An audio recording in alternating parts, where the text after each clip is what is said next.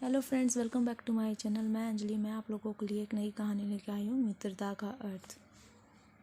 कर्मस्थली विद्यालय की 5वीं कक्षा में पढ़ने वाली बीना, सुप्रिया, कमला और रूपा बहुत पक्की सहेलियां थीं। चारों सदैव एक साथ रहती थीं। सुप्रिया पढ़ने में रुचि रखती थी, किंतु उसकी शेष तीनों सखियां शरारत करने और खेलकूद में समय व्यतीत करना अधिक पसंद करती थीं। सुप्रिया ने उन्हें कई बार समझाने की चेष्टा की, उन्हें शरारतें छोड़कर पढ़ाई की ओर ध्यान देना चाहिए, किंतु उनके कानों पर जूं न रेंगती। बीना हंसकर कहती, तो तू किस लिए है? तू हमें परीक्षा में सब कुछ बता देना। सुप्रिया क्या कहती, सिर झुकाकर सुन लेती थी और फिर परीक्षा की घड़ी आ गई। भाग्यवश बीना की सीट सुप्रिया के सीट के एकदम पीछे थी। बीना ने जूते की नोक से ठोकर मार मार कर कई बार सुप्रिया से प्रश्न का उत्तर बताने को कहा, किंतु सुप्रिया अपने प्रश्न हल करने में इस तरह लगी हुई थी कि उसने बीना की ओर बिल्कुल ध्यान नहीं दिया। सुप्रिया बड़ी तेजी से सभी प्रश्न हल कर लिए, किंतु बीना केवल 4 ही प्रश्न हल कर पाई। समय समाप्त हो गया, पर बीना वैसी की वैसी बैठी रह गई। उसे शेष प्रश्नों के उत्तर नहीं आते थे।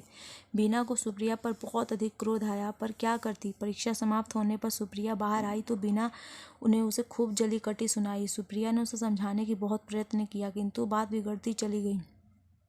तभी कमला और रूपा भी वहां आ गईं और बीना की ओर से सुप्रिया से झगड़ने लगी। तीनों सुप्रिया को बुरा भला कहती वहां से चल दी।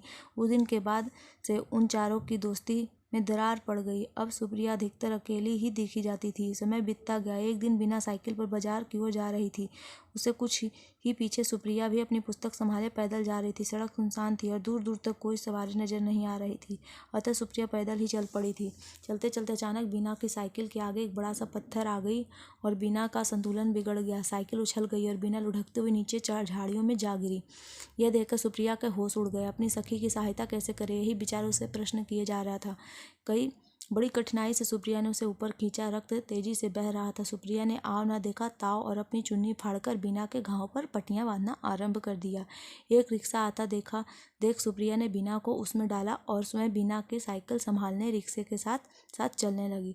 अस्पताल पहुंचकर सुप्रिया ने बीना की मरहम पट्टी करवाई और उसके घर वालों की सूचित कर दिया। बीना के पूर्ण रूप से स्वस्थ हो जाने तक सुप्रिया ने निरंतर उसके घर पर आती रही और उसकी देखभाल करती रही। कमला और रूपा सुप्रिया के व्यवहार से चकित थे। वे स्वयं को बहुत छोटा अनुभव कर रही थी, किंतु सुप्रिया उनसे तरह ही प्रेम से मिली। तीनों ने सुप्रिया से क्षमा याचना की।